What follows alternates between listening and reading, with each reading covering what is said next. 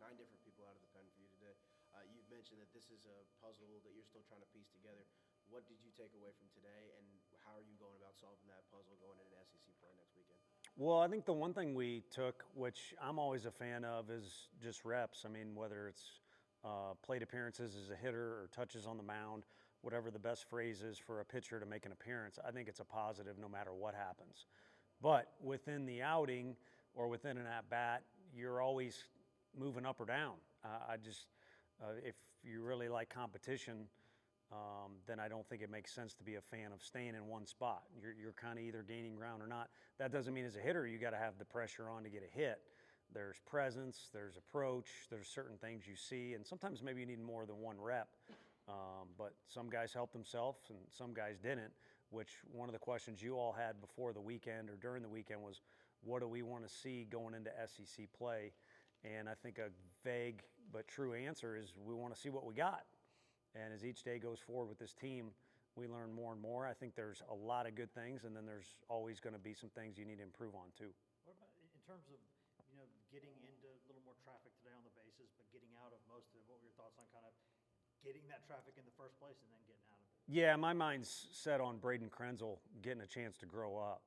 It was the team will know this, and they don't need to hear this, but we had a scrimmage where he got thrown into this weird situation, and he did well, and it helped him grow up. And we talked about it as a team at the conclusion of the day. And then today, we had Thacker down there in the bullpen, and he was ready. I just didn't want to have him his first career college hitter he faces with the bases loaded. Krenzel got ready fast, went out there and did what he did, and he continues to be that guy each time he does get out there is to help himself. But yeah, you don't want guys on base at all, but it does help to get reps where there's a little bit of pressure on or you got to hold runners on.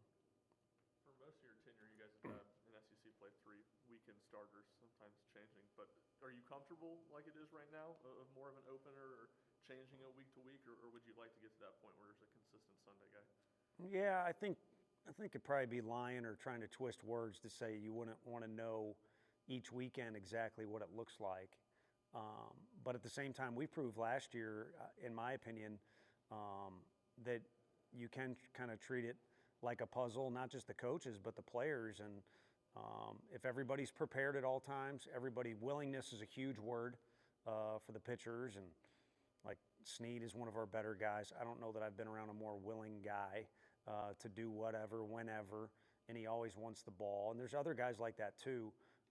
So if you got the right pieces, while it may not be mapped out as well as some other teams, you can maybe feel like you're in a little better spot than other teams, or a little wealthier, or have an abundance of options.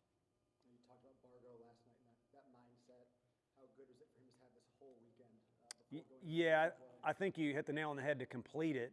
I expected you all to ask about Hunter, but with Jay needing to get in there, you want Bargo to put together a complete weekend, repetition-wise.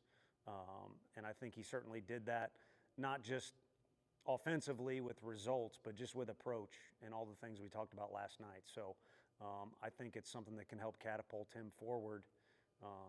And other guys, you guys have asked about Reese, and these kids, they need a little bit of an affirmation from the game to feel the way that they should. And you could say, well, what about last year? Each year is new, and it comes with different expectations, and you guys tweeting out new stuff and fans in different categories and things like that. So I think he's one of a few guys that now have been pushed forward because of efforts like this weekend. Tony, was Hunter just an off day, and then also Andrew Banky? What's his status? Yeah, he's thrown off the mound. So the old song and dance you guys don't like to hear, but like if the world was coming to an end and he needed to go get a hitter, he certainly can do that. But we'd like to go through a sequence. And it's kind of like last year with a couple of our guys. The better the team plays, there's so many different ways where the better the team does, the more it helps the kid. They sometimes just don't know it. But in that case, it buys you a little room. There's no need to fast forward on the deal if other guys are doing a good job covering innings and we're swinging the bat well. So he's ready. And then Ensley was just to grab him before the game and make sure he doesn't punch me in the face. But, just trying to get different guys in. And, we can talk about that rule if you want, because I do. But if you only come to the plate 6 times in a game, that's not good for guys like Chris Newstrom, who showed you what he's fully capable of doing. Imagine if he had 100 at-bats under his belt rather than the 12 or 13, whatever it is. You mentioned Jay, just kind of, how would you assess what he gave you today? Yeah, it's just a different vibe, when he's involved. And it could be coming off the bench, too. And now everybody knows it could be coming off the bench defensively. It could be coming off as a base runner. And then at the plate, he's the guy. I've been in that situation in the other dugout. It's annoying to have him a guy like that at the plate. And when he gets a little better at the bunt game, too, it's going to be that even more so. So he's one of – we have more than 9 guys that have shown they deserve to be in the lineup every day at this point. So he'll get his reps at doing that, but it sure is fun to have him off the bench, too, and knowing that he can help you in those different ways. Coach, I just got done speaking with Ariel outside, and he was excited to tell me that we got a couple more guys here that he can speak Spanish with. Can you talk to me a little bit about Alberto and Manny and Ariel and what type of energy they bring to the locker room? Yeah, unfortunately, Mr. Antigua was left on deck again today, watching a ball go over the left field fence, so that kind of plays into that deal as well. But he is a guy whose passion for the game is unmatched. And a lot of that, I think, can be, labeled a cultural thing. But I think it's also just a guy that comes from a great family, and that's a segue into Berto. We kept hearing all this to the point where you're like, come on, you like him because he hits home runs, or you're just trying to be nice to the kid. And again, probably stemming from his family background, just an unbelievable kid. And he started to help me with my Spanish because my guy Manny, right now he's doing it with the glove and the bat, but he's not doing it with the bilingual status. So I go to Berto for that, and he's helping me with some of the things that I'm looking to improve on. But all in all, that's a pretty good group. The more the merrier. Thank you, Coach. Vamos, Vols. Yes, indeed. Vamos Vols. Tony, you had a couple of seasons where finding a catcher was a bit of a roller coaster for you early in your tenure. How nice is it to have Cannon and Stone where they're at going into SEC play? Yeah, it's unique, and it's so nice that, Cannon switch hits, but, sometimes in your mind you get a little too matchup crazy, but it is a factor to have 2 guys that really are kind of different, and they go about it differently. And if you were asking Coach Anderson, a big thing to do with that duo is the pitchers really like throwing to the guy. So if you have a guy back there that's not as talented as those 2, it can still go well because the guys, I guess, kind of play, or his ability elevates a little bit when the pitchers really respect him and like him and want to throw to him. And both those guys fit that category. And so I already kind of said, Stone has impressed me. He's done better than I thought he would. Someone needs I'm sure it's kind of more the scout's job. Peebles has really become a great catcher. We've kind of gone with an assortment of infielders, but the other night we had Peebles there, and then Manny, Ariel, Dean, and Gavin all kind of hanging out there. That's pretty dang good. There's no weak spot there.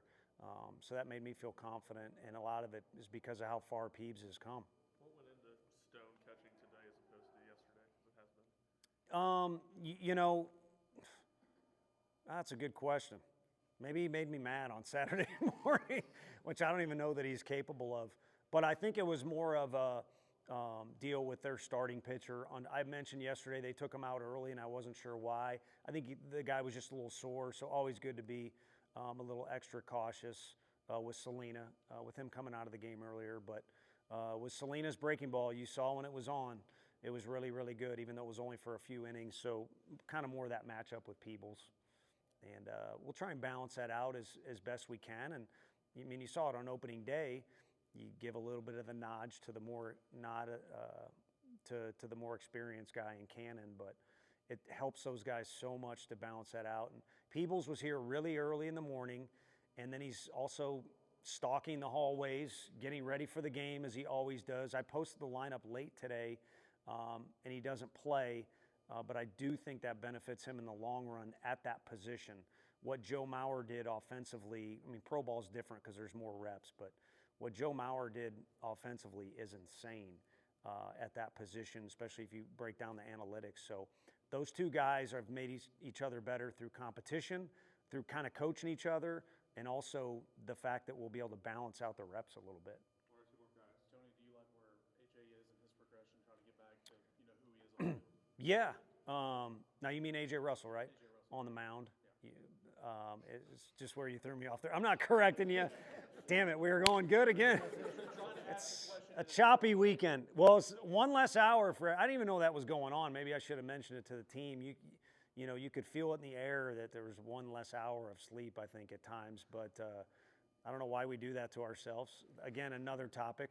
No, the bottom line is, to speak openly about it, it was a deal where AJ's an abnormal kid, and he got ahead of that program quicker than the average guy. So I mentioned the word analytics. That's what's used to decide if Thacker's ready to go, which he was today. Thacker's a little bit ahead of the curve, but kind of meets where he particularly needs to be. And AJ just leapfrogged too many things. And so I think it's time for everybody that's involved to take a deep breath, have a conversation, and say, he showed what he can do. We feel good about the throwing program and the protocol, but let's take a deep breath and look out for the long run of what we're trying to do with our season and his career combined. So that's a long answer, but I'll be danged if he didn't speed through that thing too quick because of how dedicated he was.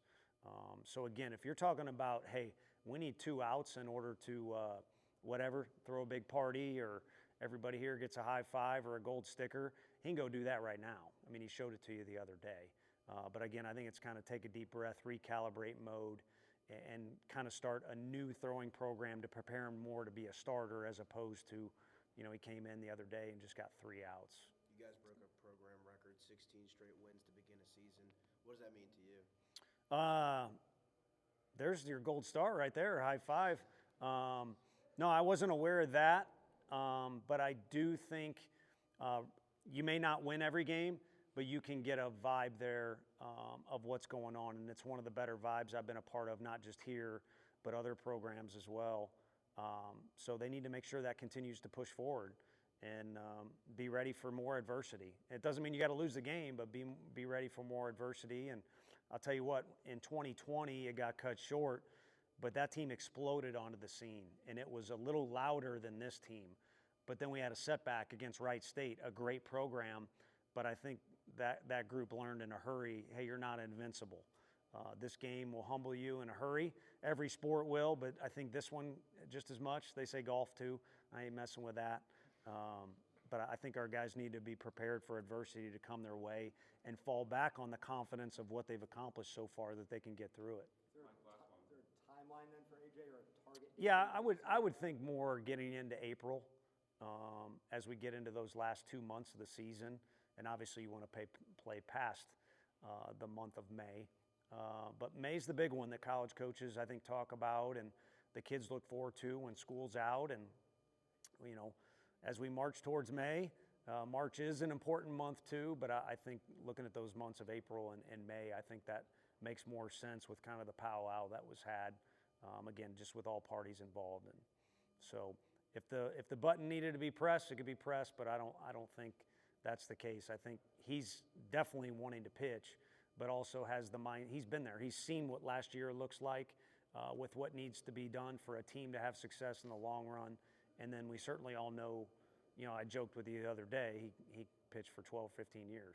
So not necessarily tying everything down to 1 week in front of us. So no setbacks, just being overly cautious. 0. I don't mind, not even close.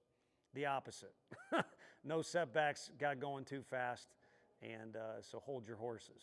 So maybe that thoroughbred that you I'm not going to go rodeo.